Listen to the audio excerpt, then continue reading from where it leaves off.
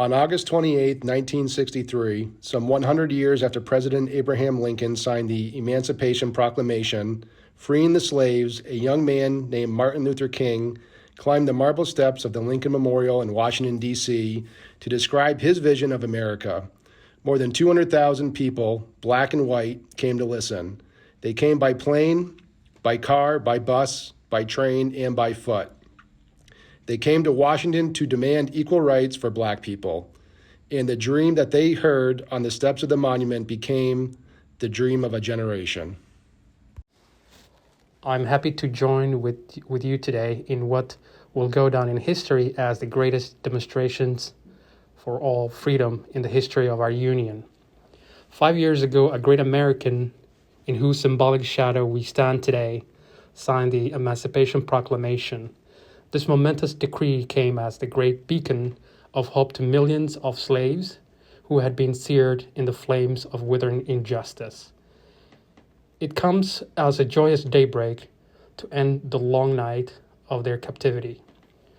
But 100 years later, the colored America is still not free. 100 years later, the life of colored Americans is still sadly crippled by the malice of segregation and the chains of discrimination. 100 years later, colored American lives on a lonely island of poverty in the midst of vast ocean of material of prosperity. 100 years later, colored Americans still languishing in the corners of American society and finds himself an exile in his own land. So we have come here today to dramatize a shameful condition. In a sense, we have come to our nation's capital to cash a check. When the architects of our great republic wrote the magnificent words of the Constitution and the Declaration of Independence, they were signing a promissory note to which every American was to fall heir. This note was a promise that all men, yes, black men as well as white men, would be guaranteed the inalienable rights of life, liberty, and the pursuit of happiness. It is obviously today that America has defaulted on this promissory note insofar as her citizens of color are concerned. Instead of honoring this sacred obligation, America has given its colored people a bad check, a check that has come back marked insufficient funds. But we refuse to believe that the blank of justice is bankrupt. We refuse to believe that there are insufficient funds in the great vaults of opportunity of this nation. So we have come to cash this check, a check that will give us, upon demand, the riches of freedom and security of justice. We have also come to his hallowed spot to remind America of the fierce urgency of now. This is not time to engage in the luxury of cooling off or to take the tranquilizing drug of gradualism. Now is the time to make real the promise of democracy. Now it is the time to rise from dark and desolate valley of segregation to the sunlit path of racial justice. Now is the time to lift our nation from the quicksand of racial injustice to the solid rock of brotherhood. Now is the time to make justice a reality to all of God's children. It would be fatal for the nation to overlook the urgency of the moment and to underestimate the determination of its colored citizens. This sweltering summer of the colored people's legitimate discontent will not pass until there is invigorating autumn of freedom and equality. 1963 is not an end, but a beginning. Those who hope that the colored Americans needed to blow off steam and will now be content will have a rude awakening if the nation returns to business as usual. There will neither be rest nor tranquility in America until the colored citizen is granted his citizenship rights. The whirlwinds of revolt will continue to shake the foundations of our nation until the bright day of justice emerges.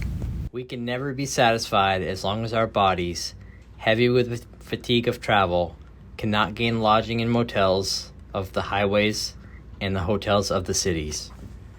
We cannot be satisfied as long as the colored person's basic mobility is from a smaller ghetto to a larger one.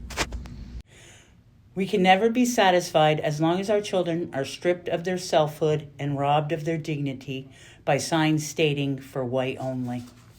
We cannot be satisfied as long as a colored person in Mississippi cannot vote and a colored person in New York believes he has nothing for which to vote. No, we are not satisfied, and we will not be satisfied until justice rolls down like water and righteousness like a mighty stream. I am not unmindful that some of you have come here out of your trials and tribulations. Some of you have come from areas where your quest for freedom left you battered by storms of persecution and staggered by the winds of police brutality. You've been the veterans of creative suffering. Continue to work with the faith that unearned suffering is redemptive. Go back to Mississippi, go back to Alabama, go back to South Carolina, go back to Georgia, go back to Louisiana, go back to the slums and ghettos of our modern cities, knowing that somehow this situation can and will be changed. Let us not wallow in the valley of despair. I say to you, my friends, we have the difficulties of today and tomorrow. I still have a dream. It is a dream deeply rooted in the American dream. I have a dream that one day this nation will rise up and live out to the true meaning of its creed. We hold these truths to be self-evident that all men are created equal. I have a dream that one day out in the red hills of Georgia, the sons of former slaves and the sons of former slave owners will be able to sit down together at the table of brotherhood. I have a dream that one day, even the state of Mississippi, a state sweltering with the heat of oppression, will be transformed into an oasis of freedom and justice. I have a dream that my 4 little children will one day live in a nation where they will not be judged by the color of their skin, but by their character. I have a dream today. I have a dream that one day down in Alabama, with its vicious racists, with its governor having his lips dripping with the words of interposition and nullification, that one day, right down in Alabama, little black boys and black girls will be able to join hands with little white boys and white girls as sisters and brothers. I have a dream today.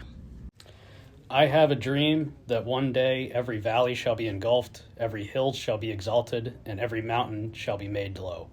The rough places will be made plains, and the crooked places will be made straight, and the glory of the Lord shall be revealed, and all flesh shall see it together. This is our hope. This is the faith that I will go back to the south with. With this faith, we will be able to hew out the mountain of despair a stone of hope. With this faith, we will be able to transform the jangling discords of our nation into a beautiful symphony of brotherhood.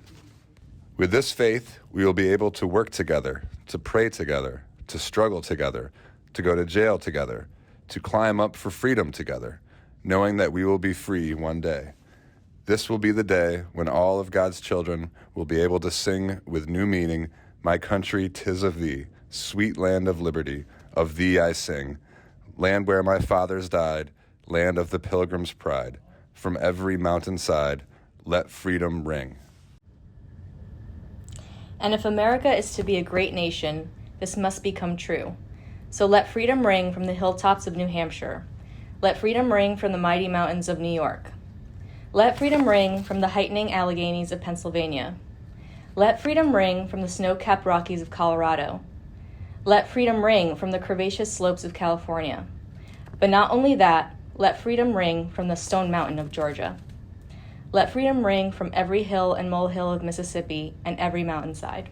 When we let freedom ring, when we let it ring from every tenement, every helmet, from every state and every city, we will be able to speed up that day when all God's children, black men, white men, Jewish and Gentiles, Protestants, Catholics, we will be able to join hands and sing in the words of the old spiritual, free at last, thank God Almighty, we are free at last.